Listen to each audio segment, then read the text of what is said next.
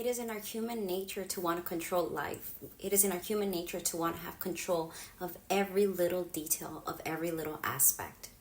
But when you come to God and you truly surrender your life to Him, you have no more control.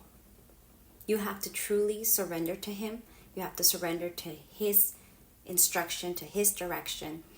And it says, a person may plan their life, but God instructs their steps. No matter what you do, if you are truly letting God lead, then He's the one that's in control. You're just a vessel. And when you really let God in, your life will turn completely. You won't even recognize it. You might have to sacrifice relationships, friendships, careers, whatever it is that God is calling you to give up. He's asking you for a reason, because He knows the plans that He has for you. He knows that He has something better than what you're currently dealing with. Sometimes we do things selfishly, and we think that, well, this is what's best for me now. But we really don't know the future. We don't know what's going to happen. Only God knows. I want to give you the example of David.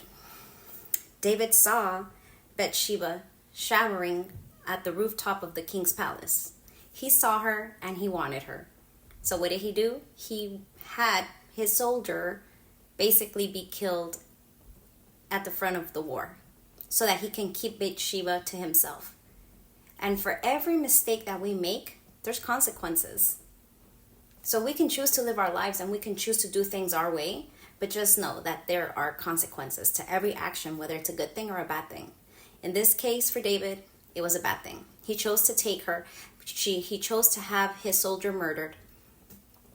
And so what happens to their firstborn? God tells David, for what you have done, I will take your firstborn. I will take your son. He will grow sick and he will die. So what did David do? David wept and he prayed and he wept. For days he would not eat and he fasted. When he found out his son was dead, he got up, brushed himself off, dried away the tears. He ate and he worshiped God.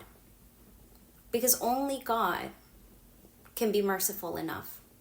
Only God can give you a better life. And if He's calling you to make these sacrifices, it's for a better purpose.